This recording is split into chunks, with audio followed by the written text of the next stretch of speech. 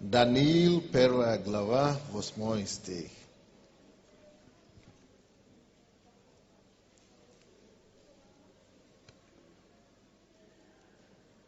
Даниил 1, 8.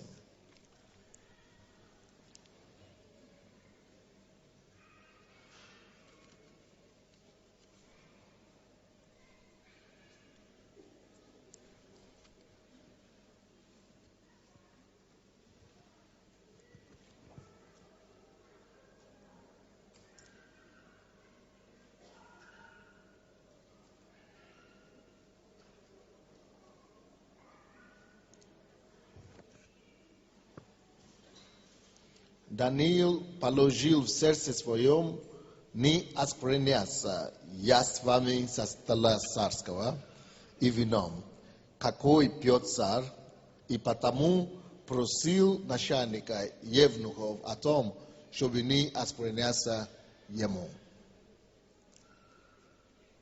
Я хочу говорить сегодня на тему «Живя по принципам». Или жить по принципам. Как лучше мне сказать? Жизнь по принципам. Давайте так сказать. Жизнь по принципам. Жизнь по принципам. Жизнь по принципам. Жизнь по принципам. Жизнь по принципам. Здесь, вы, наверное, хорошо помните историю это. Потрясающий шанс, потрясающая возможность появилась у Даниила возвыситься. Потрясающий шанс появился у него прославиться. Он попал в поле зрения царя. И ему предложили стать одним из будущих лидеров страны. И он был один из немногих людей, которые избраны царем для возвышения, для продвижения по жизни, для правления в стране. И при этом ему дали возможность не только жить в царском дворе, но и пользоваться всеми благами царского. То есть уже жить на всю дорогу, то есть как хочет. То есть, причем это царь приказал, чтобы так заботились о нем, чтобы жили как хотели.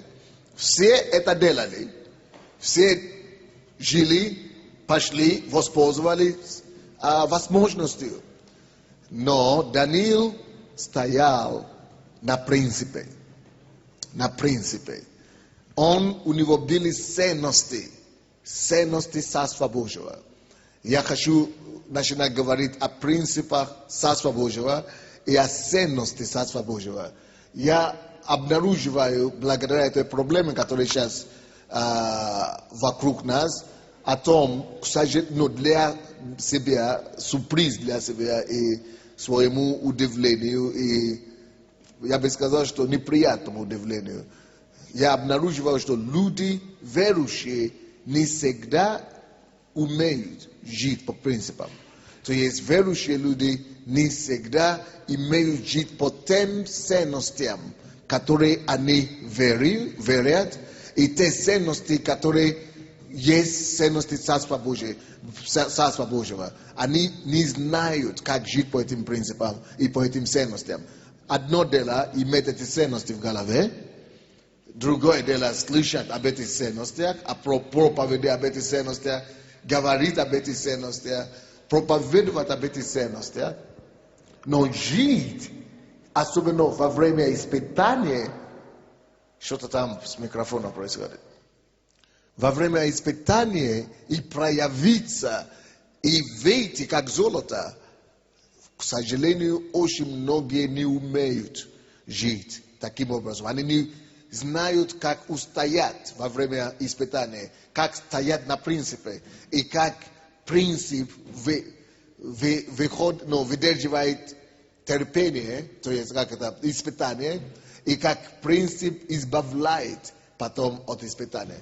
То же самое, как у Иисуса. Он был голоден, его дьявол поднял на горе и сказал ему: прыгни, Действительно, если прыгнет, ангелы спасет, написано. Но это легче, это короткий путь. Но он говорит, не, я не прыгну. Это значит, он должен пуститься еще несколько дней голодным желудком. А потом ему сказали, давай, сделай хлеб. Это, чтобы хлеб стал, чтобы камни стал хлеб. Он мог это делать, у него была возможность. Но не потому, что он не мог сделать это, не потому, что ему не было голодно. Он был голоден. Но принцип, он знал, как жить по принципу, по принципам. Он знал, как жить по ценностям. И благодаря ценности, которые у него есть, что нет, лучше сейчас пострадать чуть-чуть, лучше сейчас мучиться, чем сдать позицию праведности. Что я не пойду на компромисс, я лучше буду жить по правде. Вот это спасло его. Что побудило меня эту проповедь читать? Вы не представляете себе, что я слышу и что я вижу в последнее время. Я не знал, что люди верующие могут такими быть. Я не знал, что вообще есть люди такие. Я слышал, считал, знаю теоретически. Но я не настолько близко к этому не столкнулся. Что верующие люди становятся другими, когда испытание, когда давление на них, чтобы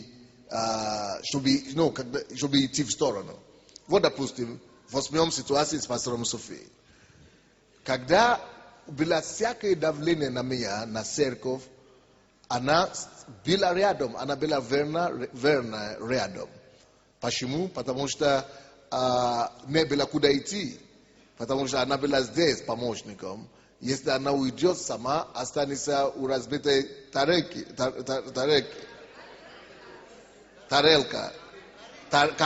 у разбитой карета останется. И стала рядом, пастор, я вас так люблю, я умру за вас, я, что угодно сделаю за вас, все, мы с вами навсегда. Сколько поцелуев у меня от пастора Софии, это, наверное, больше, чем, короче. Не скажу. Так. Короче, то обнимаю с утра до вечера. Хорошо. Но как только, что была возможность ей иметь, то есть уже другая ситуация. То есть у нее уже есть своя прикрытое место, да? Человек там 800 или сколько-то там, 1000 или сколько. Уже есть стабильный доход. А вы знаете, как я делаю церковь? Мы начинаем доширные церкви, мы не делаем церкви пастор свободе, как другие, что все пожертвованы в центр, и, все пастор контролирует и так далее. Мы здесь даем полную свободу. То есть раз ты начинаешь церковь, ты сам контролируешь свои пожертвования, у тебя все, ты царь и король. И пастор Сонди даже не надо отчет давать. И человек воспользовался этим 3 года, ни разу меня даже не пригласил в свою же церковь. То есть правила работу так, чтобы пастор Сонди и апостольство даже, чтобы было далеко, да? А потом, когда уже появилась возможность, чтобы давление опять, либо сражаться, либо опять рискнуть. А зачем теперь рискнуть 3 квартиры в городе? Зачем теперь рискнуть 1000 человек с тобой? Пожертвования, десятины. Почему бы не просто все нормально, я вас люблю, но моя хата с краю. Не зачем. То есть уже есть куда уйти. То есть видно здесь пробел по принципам опять. То есть какая разница? Он говорит, какая разница? Вы просто вы идете своей дорогой, мы своей дорогой. То есть, какая разница? Нет проблем. Мы только у нас видение разное. То есть ничего страшного. Я не знаю. Но если тонко смотреть, люди, которые думающие, знают, что это предательство. И как бы это маской, какой бы маской не покрасить это, да? И каким бы цветом бы это не поделать, то есть это все равно не жизнь по принципам Царства Божьего. В Царстве Божьем, вы знаете, что люди говорят? Твой Бог будет моим Богом. Твой народ будет моим народом. И твоя земля будет моя земля. То есть они поступают как Рув. И говорят, что мы в завете. Царство Божье это завет прежде всего. Да? Но я, София, просто как пример я вам провожу только чтобы, потому что это свежее, да, это как громкое такое. Но вот такой такой поступок, как у Софии, я вижу его с момента этих проблем каждый Божий день. Каждый Божий день. Каждый день. Именно более менее заметной ситуации. Допустим, на дне я разговаривал с одним пастором, не центральной, дочерней церкви, правобережной альянса. И мне говорит этот пастор, что 2 человека из его духовного совета ушли к Ренеру. И я говорю, почему?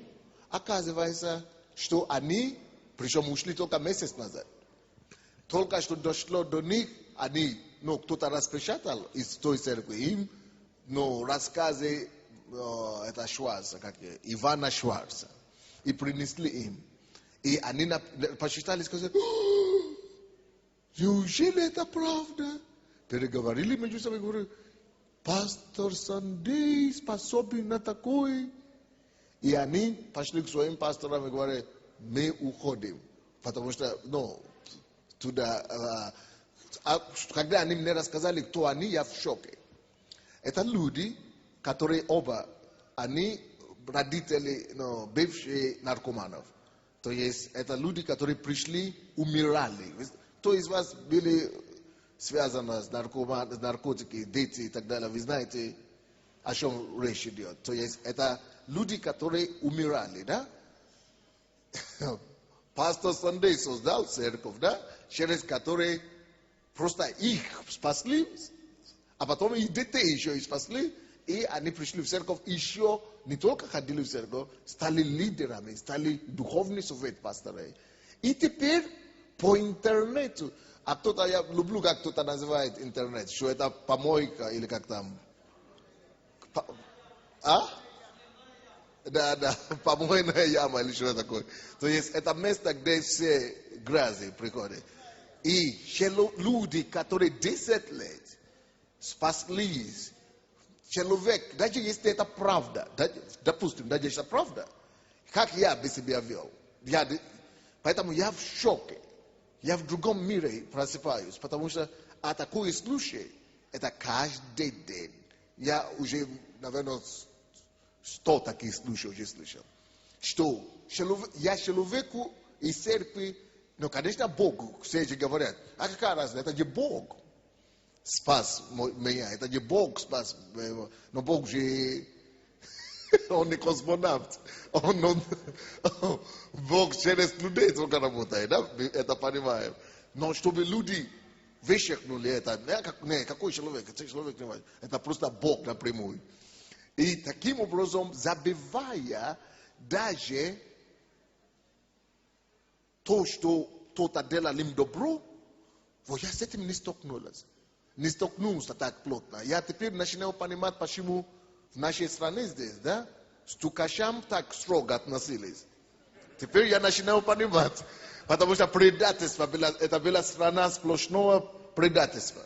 То есть, а я же проповедовал даже о том, что это нормально быть стукачом. Это в Америке, я говорю, что когда, допустим, кто-то делает неправду, ездит на автомобиле, да, и видит, кто-то перегоняет там на красный, и звонит милицию, говорит. И что русские в Америке очень сильно ненавидят американцев за это. А в Америке, наоборот, таких людей награждают. Это считается хорошие граждане. И я, да, в сфере безопасности других, защиты. Но там это хвалится. Но русские не любят. Я думаю, почему русские это не любят? Потом мне там русские говорят, что в Союзе это предательство, это стукачество. Теперь, только вот теперь, я дошел. Мне один пастор в городе говорит, пастор, ты никогда не поймешь наш менталитет, почему мы такие. Вот, допустим, он мне говорит, пастор мне говорит, а я понимаю Софию. Потому что эта система уже была у нас все. Что родители даже написали или в нужное время кинули своих детей. Дети в то время, в той системе, дети иногда писали что-то на родителей, на доносы, что даже на работе, коллеги, которые хорошо друг к другу относятся, оказывается, он тебе еще и напишет, что я это понимаю. Для наших людей это в крови говорит, такое предательство. И я думаю, я не думал, я не встречал этого. Это у меня даже в голову не приходит мысль. И, допустим, он мне говорит, это как будто нереально, как будто я в другом мире оказался. Он мне говорит, пастор, ты что? А я понимаю людей, этот пастор русский, украинец, говорит, а ты что, как ты понимаешь, что твои же члены церкви, которые ты поднимал, он говорит, я не понимаю то, что случилось. Ты хочешь делать украинцев состоятельными, успешными, богатыми. А ты что, не думал, почему украинцы это не делают? Потому что ты еще наивный, ты еще нашего народа не понимаешь. И наоборот, в Украине, если я состоялся, у меня получилось, держи в расстоянии, говорит, или давайте служите мне. А чтобы вы все стали как я? Не. Он говорит, украинец это не сделает, потому что он понимает по системе, где мы жили, или русский не сделает это. Потому что он понимает, что если я сделаю все такими же, как я, меня уже не будет там завтра, говорит. Он говорит, почему в Киеве все пасторы отказываются делать церкви, как ты делаешь? Бог тебе дал людей, авторитет, ты берешь, разделяешь твою же церковь, 300 человек туда, 500 человек туда, и ставишь их без отсчета. С ума сошел. И говорит, никакой русский или украинец это не сделает. Почему? Потому что понимает, что предательский дух Советского Союза, совдеповская, еще живет во многих людей. Почему они это не сделают? Даже если эти не предадут их, но все равно у него самого страх сидит, что его все равно предадут. То есть он живет этой безопасностью, что меня обманут. Он говорит, я, допустим, это не сделал. Я это не сделаю. Ты это сделал, ты говоришь, что ничего страшного. Теперь кто прав? Он мне говорит, теперь кто прав? Я считаю, что я прав. У меня вся церковь целая. А у тебя, видишь, появилась София, появилась Коршунов. И еще, может быть, кто-то еще появился. То есть не начинал говорить так. Но у меня, конечно, потрясение в том, как мне жить дальше. Жить, веря принципам Царства Божьего. Жить, как я живу сейчас, но быть уязвимым, подвергать себе опасности постоянной, или заботиться больше о своей безопасности и жить как все. Это вот самая большая проблема, которая у меня есть сейчас, на сегодняшний день, с этого декабря месяца, как это все началось. Потому что каждый день сталкиваюсь с ситуациями, которые не могу верить, я не могу поверить, я в шоке каждый день. Вот, допустим, даже сейчас мой пастор, вы видели, я сидел с пастором Андреем, мы говорили о ком-то. Этот человек, который, если я назову ее название, его имя все знают. Это человек, кого я сделал сцену, я взял ее с собой по всему миру, сделал героем, отец, сам тоже знаменитый человек.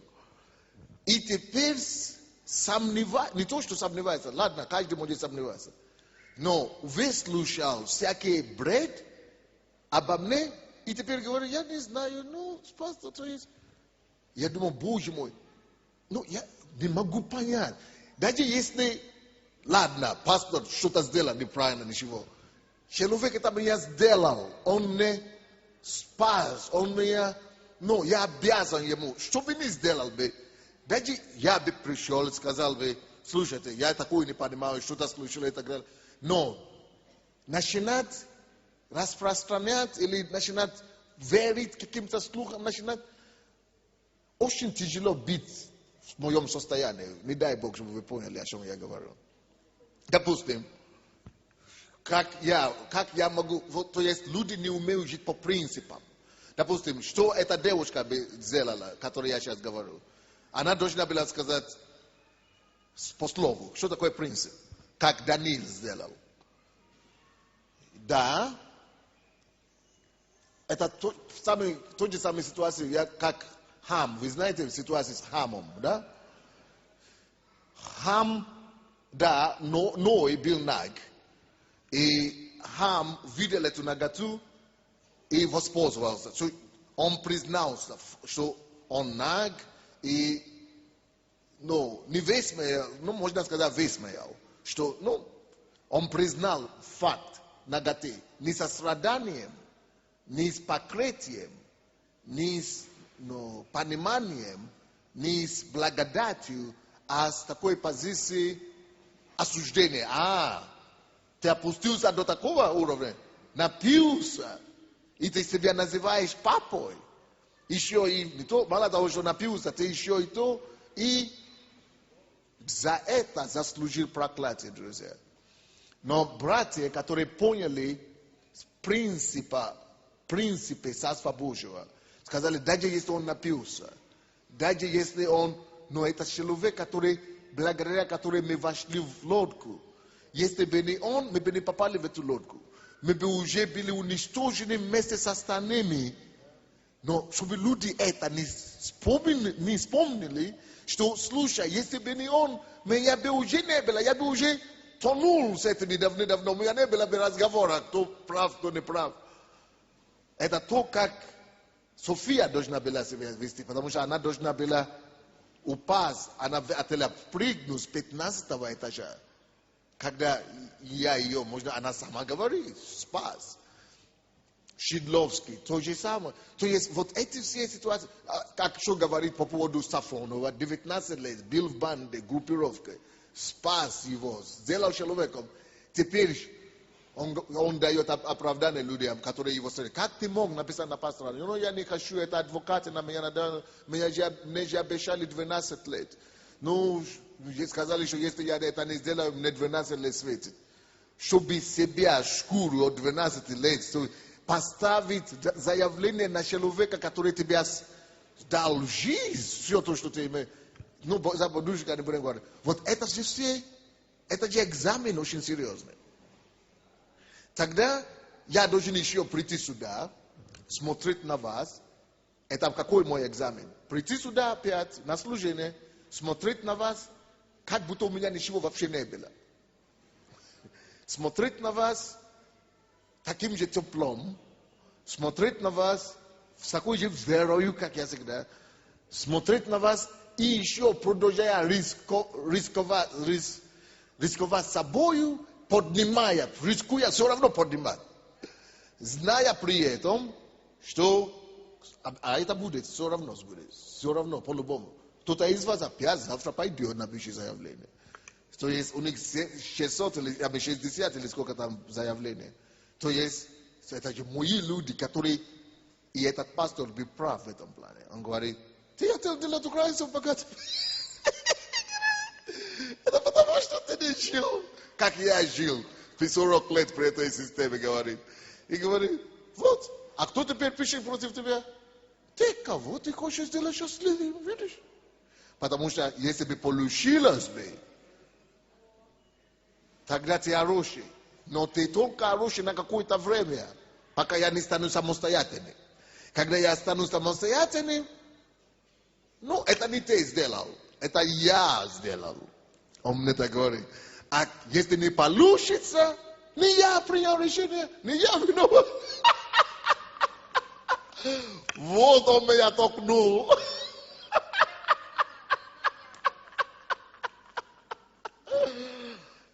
И получается, что мне делать? Я постоянно думаю об этом. Я постоянно говорю, что я должен измениться. Я слишком много доверяю людей. Я слишком много люблю людей. Я слишком много ощу помочь людей. Я должен измениться. Я должен жить по-другому. Но у меня не получится. Потому что я начну думать, что это получается не стать как все. Даже если я страдаю от этого всего. Во-вторых, это значит не изменить Богу. Если я перестану жить по этим принципам, которые сам Бог жил, Иисус сам, желая помочь людям, его распяли.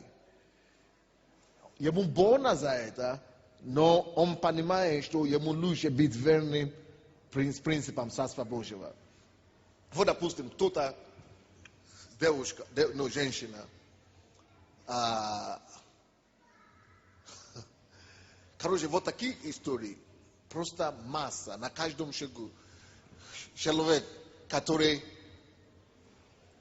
умирал от рака, Бог ее исцелил. Наш лидер ее из домашней группы, она 3 месяца возила ей еду, у нее нет, дети ее не верующие, они ее не. 3 месяца, каждый день, меня возила, это она меня мучила просто. Наша сестра из моей домашней группы, давайте, пастор, поедем туда. И я ездил в эту больницу, но я даже не за себя не говорю, я несколько раз. А она постоянно туда. После того, как она выздоровела, эта женщина, ситуация начинается. И говорит, она приходит и говорит, благословите меня, я хочу туда уйти. Почему? А здесь нет любви. Я говорю, ну, выздоровелась. Теперь о любви задумалась.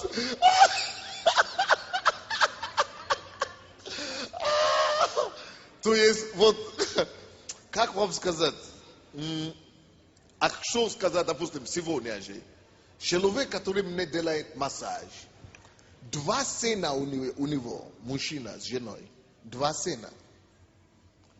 И оба сына были наркоманами. Ко мне домой приходит, общаемся, шутим, принял как человек из дома. Спрашиваю сейчас у подруг, знакомых, и говорю, что там случилось, где этот массажист, что-то звоню, я говорю, не могу. Я говорю, пастор, вы не знаете? Я говорю, я не знаю, что там. А он прислал смс-ку пастору, дошерную церковь. смс-ку пастору из-за этих всех ситуаций, да? Что-то тут вещи там, или кто-то ему рассказал, у него из еврейской общины, или что-то, сын туда ходит, что Кодос вот здесь, или что-то там, что это не сила Божья и так далее.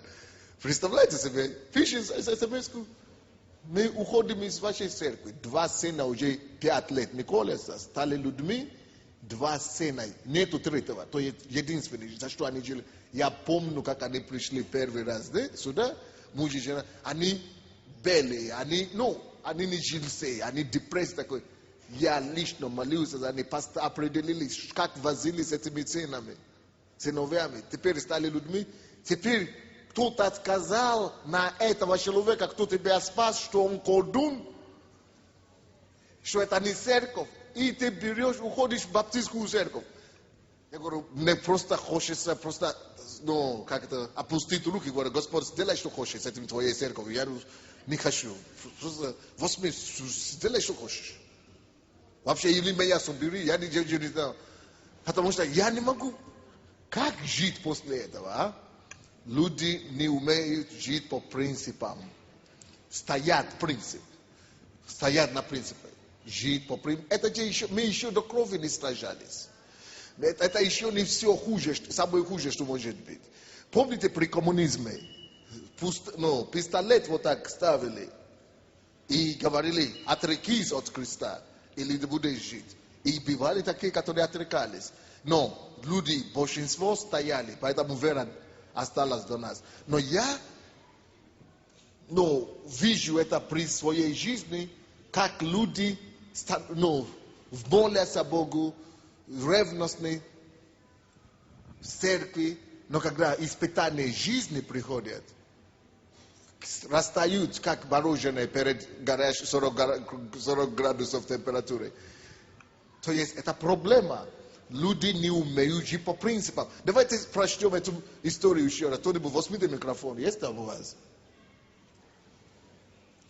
Даниил, 1 глава.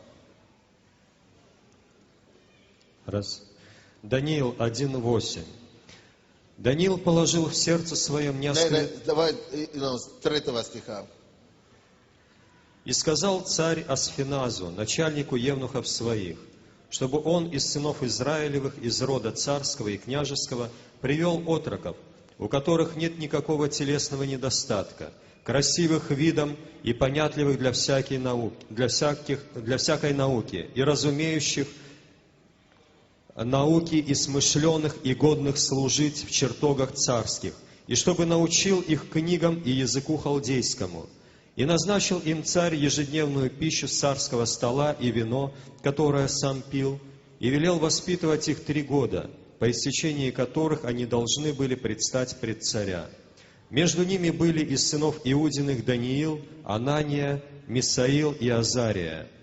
И переименовал их начальник евнухов Даниила Вальтасаром, Ананию Сидрахом, Мисаила Месахом и Азарию Абденага. Даниил положил в сердце своем не оскверняться яствами со стола царского и вином, какое пьет царь, и потому просил начальника евнухов о том, чтобы не оскверняться ему. Видите, он же понимает, если он не будет есть, он будет худой, он потеряет шанс, он потеряет назначение. Но он знает, что быть верным Богу оправдает его рано или поздно. Верность Богу, Бог найдет свой способ, свои пути, как его спасти. Даже если от него откажется, даже если он потеряет эту позицию. Верность, даже когда тяжело. Верность принципам, даже не человеку, а Богу. Нам надо начинать понять, что мы наги перед Богом, что мы под Богом ходим. И каждый день наши решения мы достаем экзамены, друзья. Помните историю с Иосифом? У него была возможность спать с этой женщиной, да? Но он говорит: нет, я не хочу, как он сам сказал, я боюсь Бога и начальника своего доверия, я не хочу предать. Никто не знал, но принцип, жить по принципам, она всегда больна и тяжелее, но рано или поздно она оправдает. Вот здесь этот принцип оправдал Даниила. Там этот принцип оправдал Иосифа. Почему я проповедую об этом? Я думал, Боже мой, если у меня церковь такая, которая разлагается на всю сторону только по слухам, а если бы это была правда?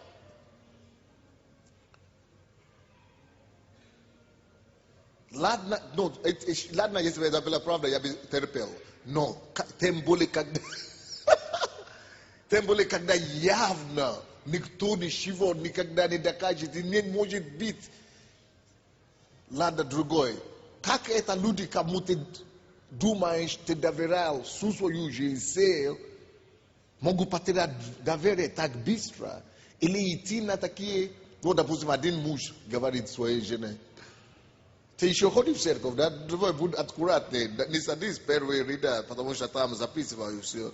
Давай только, не подходи к пастору Сандей, потому что все снимается. Давай ты только последние ряда, потому что, кто его знает. Не надо светить. Я говорю: почему? Нам тогда не срочно надо принимать меры. Принять меры, по крайней мере, учить людей о том, что значит быть верным Богу даже до смерти. А некоторые просто говорят: ничего, просто Бог нам открыл перейти в другую церковь. И говорят, что ты же больной. У нее поставили диагноз рака. Он говорит, ее подруга говорит: давай пойдем к пастору Сандей. Нет, а пастор Сандей сейчас же такое говорят. Такие сейчас шум возле него. Не, мы перешли в другую церковь. Это при том, что это все неправда. Вот, я не знаю, как вы, да? Но, может быть, это вас удивляет или не удивляет. Но меня это не только удивляет, это меня уничтожает, вот эти действительности такие. То я в шоке, потому что я доверяю, а я же максималист. Я же доверяю всю свою жизнь людям на 100%, на 100 лишних процентов. Потому что я вкладываю в себя так, как фанат люди, верою и доверием.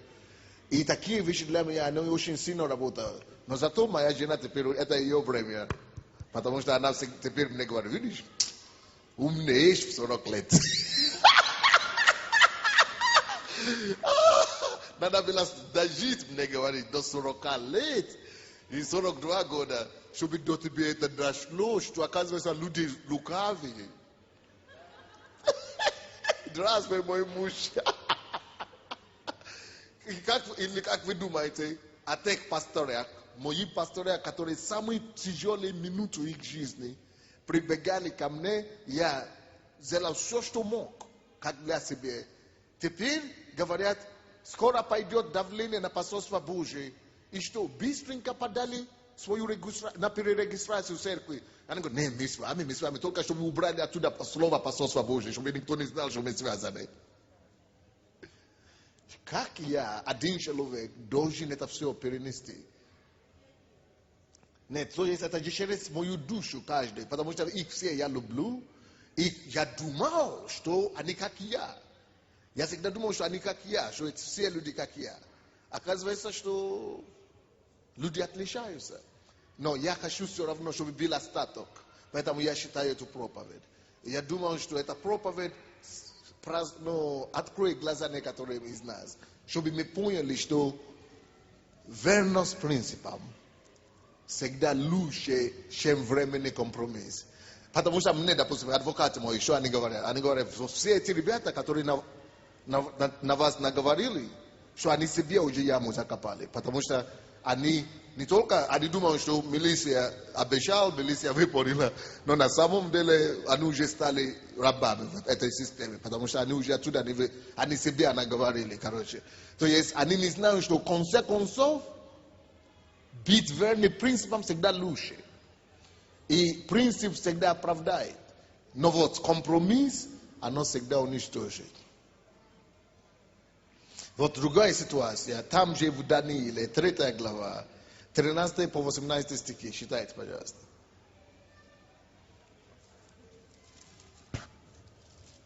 Я в последнее время начал вспоминать, вот особенно как Андрей сейчас приехал.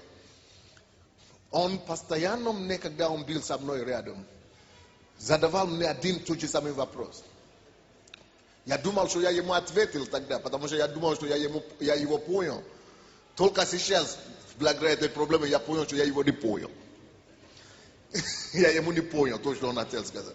Он постоянно мне задавал вопросы одни и те же самые тогда. Говорит, пастор, ну, как вы считаете, почему люди в церкви, у них все, пока они в церкви, все классно, все хорошо, ну, вроде бы они верующие все. А в миру не получается у них жить по этим, ну, вещам, то, что вы учите. И я думал, что как это не получается.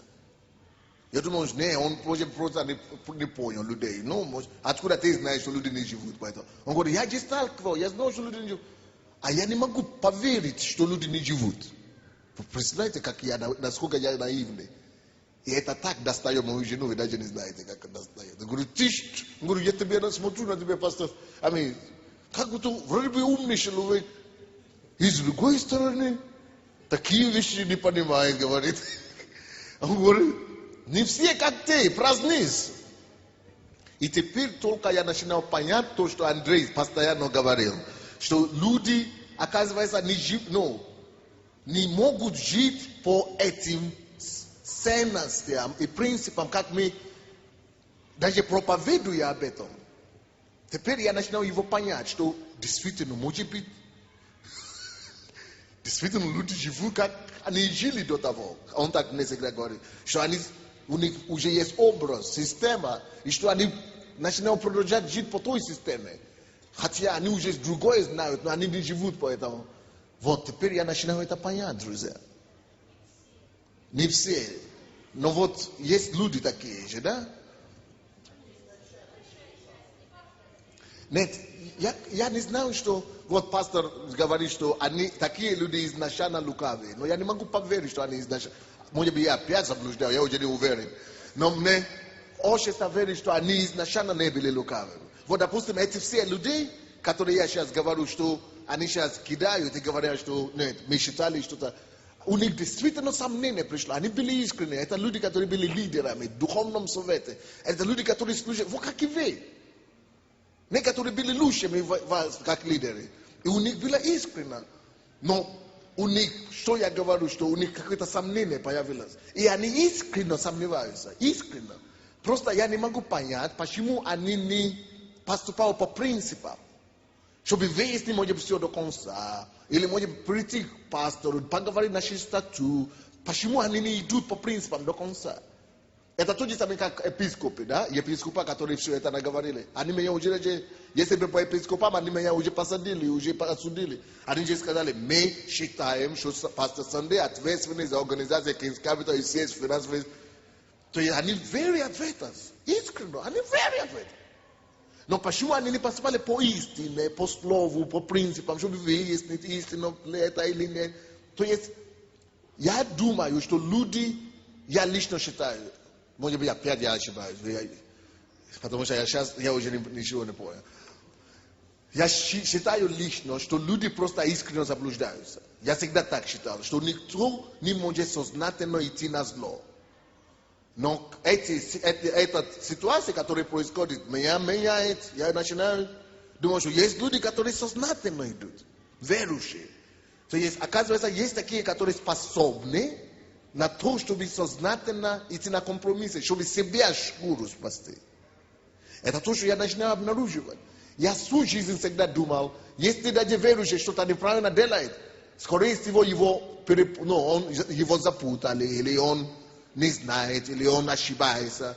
Но теперь я начинаю понять, что люди делают неправильно, не только потому, что они ошибаются, а потому что интерес свой ставят выше, чем интерес Бога. А как я жил в наивности, думал, что если он верующий, что он ставит интерес Бога, естественно, особенно если он ходит ко мне в церковь, слышит мои проповеди, если я это все ему учил, 10 лет, 5 лет, не может быть иначе, я думаю. Оказывается, что люди могут это все слышать. Они не взросли в себе способность жить по-другому. Да, считайте это место Писания. Даниила 3, с 13 по 18 стихи. Тогда Навуходоносор в гневе и ярости повелел привести Сидраха, Месаха и Авденага. И приведены были эти мужи к царю. Навуходоносор сказал им: «С умыслом ли вы, Сидрах, Месах и Авденага, были богам моим не служите, и золотому истукану, который я поставил, не поклоняетесь?» Видите, принцип, опять же, получается, что люди, которые живут по принципу и по принципам, намного меньше, чем люди, которые на авось идут. Вот, допустим, в этой ситуации вся страна, царь приказал всю страну, и там было 3 миллиона евреев, или я не знаю, сколько миллионов, но много.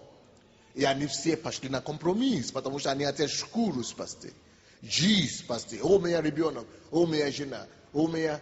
Не все, как я, допустим, радикал. Если жена, дети, Бог о них позаботится. Иду на принцип, да? Оказывается, не все способны так жить. То это тяжело людям вот так принять такое решение. Вот эти люди не могли принять, но Даниил смог принять это решение. Потому что тяжело. То есть, но я хочу, чтобы мы с вами дошли до того момента, когда мы сможем сказать, я смогу принять такое решение. Дальше. «Отныне, если вы готовы, как скоро услышите звук трубы, свирели, цитры, цевницы, гуслей, симфоний и всякого рода музыкальных орудий, пойдите и поклонитесь истукану, который я сделал. Если же не поклонитесь, то в тот же час брошены будете в печь, раскаленную огнем, и тогда какой Бог избавит вас от руки моей?» И отвечали Сидрах, Месах и Авденага, и сказали царю Навуходоносору: «Нет нужды нам отвечать тебе на это. Бог наш, которому мы служим, силен спасти нас от печи, раскаленной огнем, и от руки твоей царь избавит». Видите, это же тяжелое испытание. 3 человека, 4-й Даниил, которые смогли сказать, мы пойдем в печь.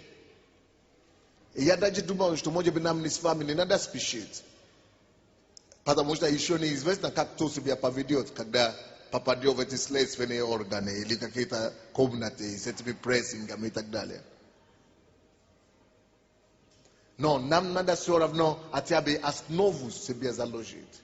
Основу слова Божьего и принципа. В голове себе забить это, что бы то ни было, я буду стоять. Я недавно читал историю, книгу, где убивают человека и говорят ему, и он спрашивает у этих людей, которые хотели его убить, что вы хотите меня убить? Они говорят, да. А он говорит, а я ждал этого, я жду вас. У него 9 детей. И он говорит, что я за идею лучше положу жизнь, чем пойти против принципа. Я думаю, что нам надо больше даже читать такие принципы, такие литературы, чтобы себе даже видеть, что люди как мы, не только Иисус. В истории христианства, если вы будете читать историю раннего христианства, почти 40% всех верующих в одно время, они вынуждены отдать свою жизнь, чтобы не отречься от Господа. До 40% было моменты такие, когда все было тяжело, не то, что сейчас. Если сейчас такой ерундовое, элементарное давление, и люди уже себя так ведут, а что будет, если будет такое же давление, как тогда? То да будет известно тебе, царь, что мы богам твоим служить не будем, и золотому истукану, который ты поставил, не поклонимся. Вот принцип. Это называется принцип. Это называется что? Принцип. Мы не поклонимся. Делайте, что хотите со мной. Сколько из нас может такое сейчас сказать?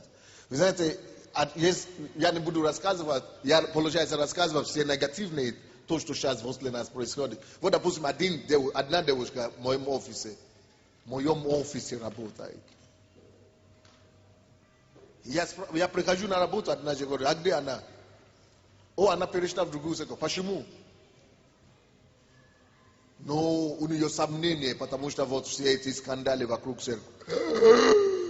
Человек меня видит каждый день, и у нее сомнения, святая нашлась. Я говорю, красота. Я говорю, что теперь уже делать? Но я вам скажу, что есть другие люди, не только такие люди. Все-таки есть такие люди, как Даниила, как Иосифа, как эти все великих людей.